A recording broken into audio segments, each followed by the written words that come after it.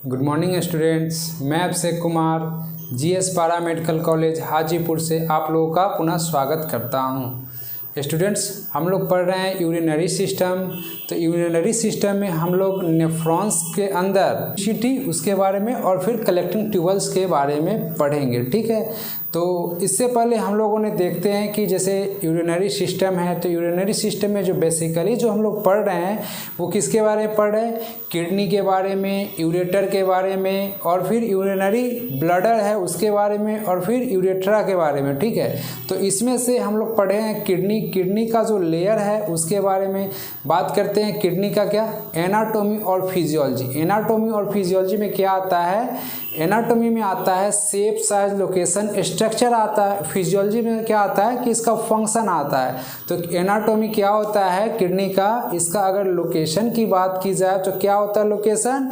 ये posterior abdominal cavity होता है। रीजन की बात की जाए तो रेट्रोपेरिटोनियल स्पेस होता है। ठीक है, और लंबर रीजन में ये किडनी पाया जाता है, जिसकी लंबाई जो होती है वो 10 से 14 सेंटीमीटर होती है, और चौड़ाई जो होती है वो 6 सेंटीमीटर होती है, और मोटाई जो होती है वो किडनी की वो 2.4 से लेकर 4 सेंटीमीटर तक की होती है। ठीक है, ये हमारे पोस्टीरियर एब्डोमिनल वॉल जो होता है उसमें मिलेगा। और बात की जाए एरिया की तो ये थोरेसिक वर्टिब्रा 12 से लेकर लंबर रीजन तक का जो एरिया होता है उसमें ये किडनी मिलेगा। किडनी का कलर जो होता है वो कैसा होता है? रेडिश टाइप का होता है, लगभग लाल टाइप का होता है। ठीक है, किडनी के लेयर का बात की जाए तो कौन कौन सा लेयर था, जिसमें से हम किडनी को ऊपर से अगर लेयर देखा जाए तो आता है सबसे पहले रेनल फेसिया आता है, फिर एडिपोस कैप्सूल आता है, फिर और कौन सा आता है? रेनल पेल्विक आता है। ठीक है, तो ये सब हमारा आ जाता है किडनी का लेयर। फिर अंदर अगर लेयर की बात की जाए तो अंदर जो काटने पे जो आता है किडनी है उसको परपेंडिकुलर अगर काटा जाए, काटने के बाद आता है रेनल पैरामिड्स। ये हो गया कि अंदर इस प्रकार का संरचना मिलेगा जिसकी संख्या 5 से 10 में होती है, वो रेनल पैरामिड्स होता है। ठीक है, और रेनल पैरामिड्स के बीच में होता है रेनल कॉलम होता है। उस दोनों रेनल पैरामिड्स कहीं भी है, ये दोनों रेनल पैरामिड्स है, इसके बीच का जो एरिया है वो किसका हो गया? रेनल कॉलम का हो गया। ठीक है, और ये जो हो गया फिर ये हो गया हाइलस होता है। हाइलस क्या होता है कि जो भी रेनल आर्टरी या रेनल वेयर या फिर क्या होता है यूरेटर जो भी इन या आउट कर रहा है इसके माध्यम से, तो वो हाइलस एक जगह है, वहाँ से वो इन और आउट कर रहा है। हाइलस वाला जो एरिया होता है वो हल्का सा धसा हुआ पार्ट्स होता है इन कंपेरिजन टू कॉर्टेक्स और medulla. In comparison to cortex और मेडुला, कॉर्टेक्स जो हो गया वो किडनी का सबसे, जैसे रेनल फेसिया, रेनल कैप्सूल हो गया, तो रेनल कैप्सूल के कट करने के बाद जो एरिया अंदर को देखा जाए तो ये जो रेड से इस प्रकार का सेक्शन किया गया है वो कॉर्टेक्स होता है, और बाद बाकी जो ग्रीन का जो सेक्शन किया गया है वो मेडुला का एरिया होता है। मेडुला के अंदर ही ये संरचना होती है रेनल पैरामिड्स की, रेनल कॉलम की, ये सब की जो संरचना होती है वो होती है मेडुला में ही होती है। ठीक है, मेडुला में ही इसकी संरचना होती है। ठीक है, फिर हमारा जो किडनी है वो बना हुआ क्या चीज़ से है? वो नेफ्रॉन से मिलकर बना हुआ है। किडनी जो बना है वो नेफ्रॉन से मिलकर बना हुआ है, जिसकी संख्या कितनी होती है? 1 से लेकर 1.3 मिलियन अप्रॉक्स नेफ्रॉन्स की संख्या होती है। नेफ्रॉन जो हो गया वो क्या हो गया? वृक्क का संरचनात्मक एवं रचनात्मक इकाई हो गई। ठीक है, तो उसमें से नेफ्रॉन्स हो गया। अब नेफ्रॉन्स के पार्ट्स होते हैं, नेफ्रॉन्स वृक्क की संरचनात्मक एवं रचनात्मक इकाई हो गई। अब नेफ्रॉन्स के पार्ट्स हो गया बॉमस कैप्सूल। बॉमस कैप्सूल के बाद क्या आता है? ग्लूमरस आता है। ग्लूमरस के बाद आता है पीसीटी। पीसीटी के बाद आता है loop of Henle. Loop of Henle के बाद आता है डीसीटी और कलेक्टिंग ट्यूबल्स। ठीक है, तो आज हम लोग पढ़ेंगे किसके बारे में? डीसीटी और कलेक्टिंग ट्यूबल्स के बारे में। ठीक है, तो देखते हैं डीसीटी में क्या बताया जा रहा है। It is a final subdivision of renal tubule through which the glomerular filtrate flow thick ascending limb of Henle is continued as distal convoluted tubule. Students, ये बताया जा रहा है कि हम लोग पढ़े थे क्या कि ये पीसीटी होता है। सबसे पहले ये हो गया बॉमस कैप्सूल। बॉमस कैप्सूल के बाद आता है पीसीटी। ठीक है। पीसीटी के बाद आता है लूप ऑफ हेनले जो कि डिसेंडिंग लिम्फ होता है और असेंडिंग लिम्फ होता है, ठीक है। ये हो गया डिसेंडिंग लिम्फ और ये होता है असेंडिंग लिम्फ। इसके बाद जो संरचना होती है वो होती है डीसीटी की, ठीक है। डीसीटी की संरचना होती है। फिर यहाँ से कलेक्टिंग ट्यूबल्स होता है, उसकी संरचना होती है जिसमें से यूरिन पास आउट होता है। एकदम प्योर जो यूरिन होता है वो यही कलेक्टिंग ट्यूबल्स में होता है। तो पहले हम लोग देखते हैं डीसीटी के बारे में कि डीसीटी क्या है। यह फाइनल सब डिवीज़न है किसका, ऑफ रेनल ट्यूबल का। स्टूडेंट्स जैसे यहाँ पे बताया जा रहा है रेनल ट्यूबल। अब रेनल ट्यूबल क्या हो गया कि जैसे ये भी एक पीसीटी भी हो गया, ये संरचना जो हो गया वो कैसा हो गया, एक ट्यूब टाइप का संरचना हो गया। फिर लूप ऑफ हेनले भी ट्यूब टाइप का, डिसेंडिंग असेंडिंग, और ये डीसीटी ये भी एक ट्यूब प्रकार का संरचना हो गया, ठीक है। तो ये क्या हो गया कि जैसे क्या होता है कि हम लोग ऐड करते हैं बाउमन्स कैप्सूल को और ग्लोमरस को ऐड कर दिया जाता है तो क्या बनता है, रेनल कॉर्पुलस बनता है, ठीक है। रेनल कॉर्पुलस बनता है। उसी प्रकार यहाँ से रेनल कॉर्पुलस खत्म होने के बाद जो एरिया होता है, जो भी एरिया होता है वो किसका होता है, रेनल ट्यूबल का होता है, ठीक है। तो ये जो संरचना हो गई, जैसे डीसीटी जो संरचना हो गई, ये क्या हो गया, फाइनल हो गया। Final sub division that means अंतिम खंड है किसका, रेनल ट्यूबल्स का। ये अंतिम खंड है वो कौन है, डीसीटी, ठीक है। यही बताया जा रहा है। क्या करता है, tubule through which the glomerular filtrate flow. इसके माध्यम से क्या होता है कि ग्लोमरस जो भी फिल्ट्रेट करता है वो आगे की ओर फॉरवर्ड होता है, आगे की ओर फॉरवर्ड होता है। अब फॉरवर्ड कैसे होता है देखा जाए, जैसे ये क्या होता है, एफेरेंट आर्टियोल होता है, ये इफिरेंट आर्टियोल होता है। इसमें प्रेशर होता है 45 mmHg, एक में होता है 25 mmHg, ठीक है। ये इस प्रकार से ग्लोमरस जो होता है वो 5-6 लोब्स में उपस्थित होता है, ठीक है।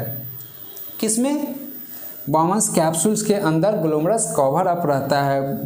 बाउमन्स कैप्सूल जो है वो क्या करता है, ग्लोमरस है उसको कवर अप करने का काम करता है। इसमें 2 लेयर आता है, बाउमन्स कैप्सूल्स में 2 लेयर आता है। कौन कौन सा, एक विसरल लेयर और पेराइटल लेयर, ठीक है। विसरल लेयर और पेराइटल लेयर, इसमें से सबसे पहले कौन सा आएगा, अल्फ़ाबेट में ABCD किया जाए तो कौन सा आएगा, P आएगा, ठीक है। तो इसमें से P जो हो गया, इसमें विसरल और पेराइटल हो गया, तो ठीक है। पी वाला जो हो गया वो बाहरी हो गया और वी वाला जो हो गया वो अंदर वाला लेयर हो गया, ठीक है। तो ये इस प्रकार का संरचना होता है। अंदर वाला संरचना जो हो गया वो पोडोसाइट्स का बना होता है, जो कि यहाँ पे दिखाया गया है, ये पोडोसाइट्स है, ठीक है। और ये इस प्रकार का इंडोलिथियम सेल जो होता है वो हो गया। और इस दोनों के बीच में एक बेसमेंट सेल आता है, ठीक है। बेसमेंट सेल आता है।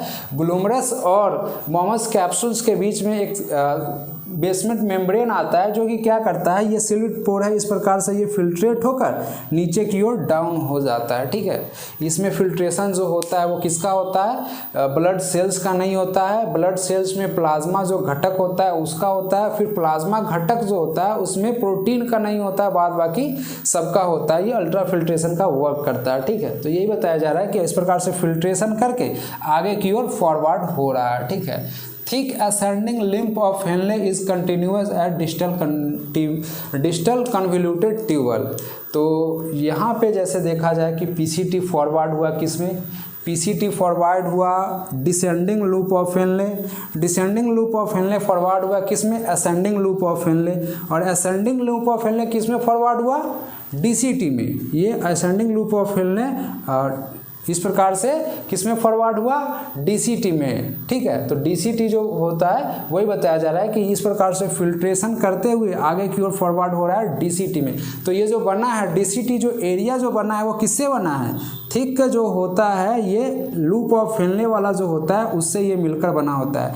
अगर लूप ऑफ हेनले का भी संरचना देखा जाए तो कैसा होता है कि वो जो स्टार्टिंग पॉइंट होता है वहाँ पे मोटा होता है, फिर इस प्रकार से ये पतला होता है, फिर आगे जाकर क्या होता है, इस प्रकार से मोटा हो जाता है। तो उसी प्रकार से संरचना होते हुए लूप ऑफ हेनले का संरचना होता है, तब इसका निर्माण होता है, ठीक है। यही बताया जा रहा है। फिर आगे देखते हैं कि इसमें होता क्या है, इसका फंक्शन क्या है। ठीक है। तो जैसे एब्जॉर्प्शन की जो भी क्रिया होती है, एब्जॉर्प्शन की जो भी क्रिया होती है वो किस में होती है, या तो पीसीटी में होती है या तो डीसीटी में होती है, ठीक है। तो पीसीटी में क्या हो रहा था कि 70 से 80% जो होता है वो एब्जॉर्ब हो जा रहा था, तो यहाँ कौन सा एरिया बचेगा, लगभग 20% जो है वो यहाँ पे एब्जॉर्ब होगा, ठीक है। तो इसमें एब्जॉर्प्शन किसका हो रहा है वो देखते हैं। रीअब्जॉर्प्शन ऑफ सोडियम, ठीक है, वाटर एंड कार्बोनेट, ठीक है, ये सब इसका जो है इसका एब्जॉर्प्शन हो रहा है। एब्जॉर्प्शन इसलिए क्योंकि ब्लड है, ब्लड बार बार उसको फिल्टर करता है, तो ये एब्जॉर्ब होता है, फिर उसको फिल्टर करता है, एब्जॉर्ब करता है, फिर उसको फिल्टर करते रहता है, इस प्रकार से। और सेलेक्टिव सिक्रेशन ऑफ अमोनिया और पोटेशियम H+, ये सब आयंस है, इसका ये सिक्रेशन करता है। सेलेक्टिव का मतलब हो गया कि जो उसको लगेगा उसी को ये उस प्रकार से सिक्रेशन करेगा और मेंटेन करके रखता है सोडियम पोटेशियम बैलेंस को। सबसे बड़ी बात यही है कि ये क्या करता है, मेंटेन करता है सोडियम पोटेशियम जो बैलेंस है उसको ये मेंटेन करता है, जिससे क्या होता है कि हमारा ब्लड प्रेशर है वो इंक्रीज नहीं होता है, वो हमेशा मेंटेन रहता है। अगर ये मेंटेन नहीं होगा, सोडियम पोटेशियम मेंटेन नहीं होगा, तो हमारा ब्लड प्रेशर है वो इंक्रीज कर जाएगा, ठीक है, या डिक्रीज कर जाएगा। तो इसी के कारण होता है, मेंटेन जब होता है सोडियम और पोटेशियम तभी ब्लड प्रेशर जो है वो मेंटेन रहता है, ठीक है।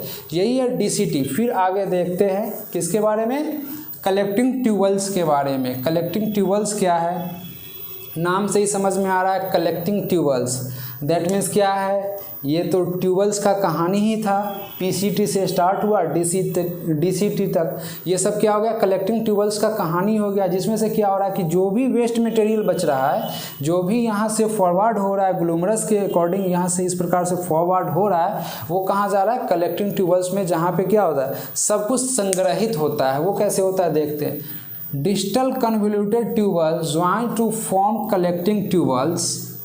It passes through the renal cortex and medulla to empty into the pelvic of kidney at the apices of medullary pyramids.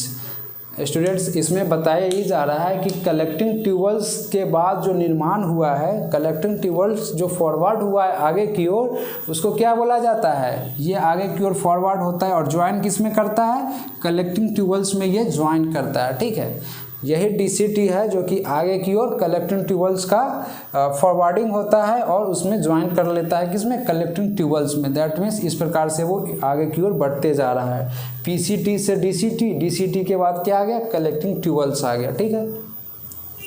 इसमें क्या होता है, it passes through the renal cortex and medulla to empty into the pelvic of kidney at the apices of medullary pyramids. Students, इसमें क्या होता है कि जैसे ये सब दोनों जो एरिया हो गया, बॉमन्स कैप्सूल और ग्लोमरस वाला जो एरिया हो गया, वो कैसा हो गया, वो हो गया मेलपिग्गी बॉडी हो गया, या फिर प्रकार का वो संरचना हो गया। तो इसमें क्या हो गया कि बॉमन्स कैप्सूल ये सब जो एरिया हो गया वो कॉर्टेक्स वाला एरिया हो गया, बाद बाकी ये सब जो एरिया है वो मेडुला वाला है। तो क्या होता है कि इसमें यही बताया जा रहा है कि इसमें क्या पास करता है, तो कॉर्टेक्स से लेकर मेडुला तक जो एरिया जा रहा है, कॉर्टेक्स और मेडुला सबके होते हुए आगे जाता है कहाँ, और empty into pelvic of kidney. That means यहाँ पे पेल्विक ऑफ किडनी होता है, ठीक है। इस प्रकार से माइनर और मेजर कैलिक्स होता है, जिसको आगे फॉरवर्ड होता है तो क्या बनता है, रेनल पेल्विक होता है, उस प्रकार से वो आगे की ओर फॉरवर्ड होता है और कलेक्टिंग ट्यूबवेल्स में जाता है, ठीक है। तो ये क्या है, kidney at the apices of medullary pyramids. अब ये क्या है, पहले भी बताए हैं कि मेडुला के अंदर जो संरचना होती है वो रेनल पिरामिड्स की होती है, रेनल पिरामिड्स की होती है। तो पिरामिड्स क्या है कि ये पिरामिड्स हो गया, ठीक है। इसका जो टिप होता है, इसका जो टिप हो गया, एपिसेस हो गया, ये मतलब छोर हो गया इस प्रकार से। तो इसमें क्या होता है कि यहाँ से ये फिल्ट्रेशन होता है, इस प्रकार से फिल्ट्रेशन हुआ, ठीक है। फिल्ट्रेशन होके माइनर कैलिक्स, माइनर कैलिक्स के बाद आएगा मेजर कैलिक्स, मेजर कैलिक्स के बाद इस प्रकार से आगे फॉरवर्ड करते जाएगा। फॉरवर्ड करते हुए क्या होगा, पीसीटी, पीसीटी के बाद पीसीटी के बाद क्या आएगा, डिसेंडिंग लूप ऑफ हिलने, डिसेंडिंग लूप ऑफ हिलने के बाद असेंडिंग लूप ऑफ हिलने। उसके बाद कहाँ जाएगा, डीसीटी में, ठीक है। उसके बाद जाएगा डीसीटी, डीसीटी से आगे की ओर फॉरवर्ड होगा कलेक्टिंग ट्यूबल्स में।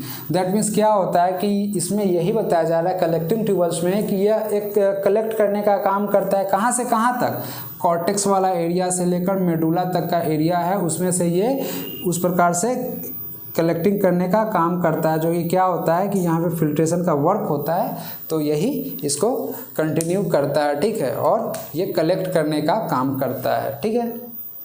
तो ये यही सब था। तो इसमें से ये जो इसमें हम लोगों ने पढ़ा, जैसे बाउंस कैप्सूल्स का लेयर मैंने बता दिया, अंदर वाला जो हो गया वो कौन सा हो गया, पोडोसाइट्स हो गया, और बाहर वाला जो लेयर हो गया वो क्या होता है, वो इस प्रकार का संरचना होता है, सिंपल स्क्वेमस एपिथेलियम सेल होता है, उसका वो बना होता है, ठीक है। तो स्टूडेंट्स हम लोगों ने पढ़ा किडनी के अंदर जो बना है किडनी वो नेफ्रॉन से बना है। नेफ्रॉन्स के 6 पार्ट्स थे, Bowman's capsule to collecting tubules, इसको पढ़ लिया। अब आगे जो पढ़ेंगे वो पढ़ेंगे कि यूरिन का फॉर्मेशन कैसे होता है और ग्लूमरस फिल्ट्रेशन रेट क्या होता है, कैसे हमारे शरीर के अंदर ब्लड को है वो फिल्टर करता है और उसका क्या रेट है, दिन भर में 24 घंटे में कितना वो फिल्टर कर लेता है, ठीक है। उसके बाद यूरिन पास आउट जो होता है वो यूरेटर के माध्यम से होता है, तो इसमें यूरेटर का क्या काम है, फिर यूरिनरी ब्लडर का क्या काम है और यूरेट्रा का क्या काम है, ठीक है। तो स्टूडेंट्स हम लोगों ने पूर्ण रूप से किडनी को अध्ययन कर लिया और नेफ्रॉन्स को, ठीक है। अगले वीडियो में हम लोग पढ़ेंगे ग्लूमरस फिल्ट्रेशन रेट, ठीक है। Okay, thank you.